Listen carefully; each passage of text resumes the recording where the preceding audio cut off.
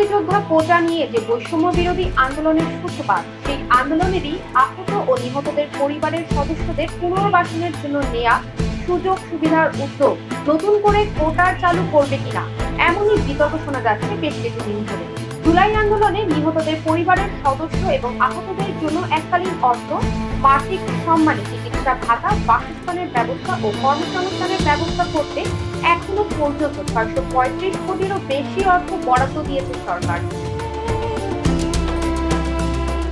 এ বিষয়ে জুলাই আন্দোলনে আহত এক সদস্য ফেসবুকে পোস্ট করে বলেন, আহতদের জন্য চিকিৎসার সুবিধা দেওয়া উচিত, যারা নিহত হয়েছেন তাদের পরিবারের একটা পুনর্বাসন দরকার। তবে চাকরিতে কোটা সিস্টেম টোটালি বন্ধ রাখা উচিত।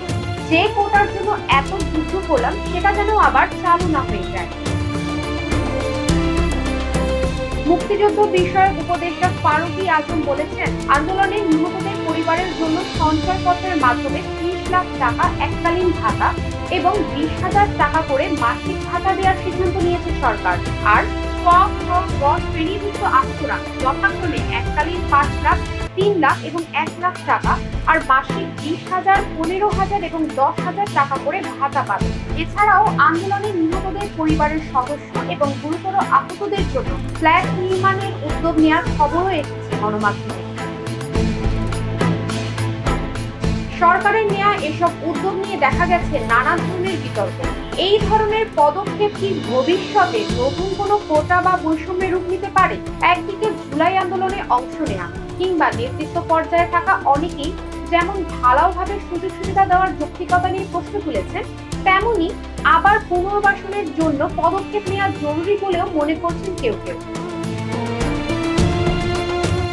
তবে বিশ্লেষকরা বলছেন, সমাজের সব স্তরের মানুষের অংশগ্রহণে আন্দোলন হলেও গুটি কয়েক মানুষকে আলাদাভাবে এসব সুযোগ সুবিধা দেওয়ার কারণে ভুয়া মুক্তিযোদ্ধাদের মতো নতুন করে সুবিধাভোগী শ্রেণী তৈরি হবার শঙ্কা রয়েছে।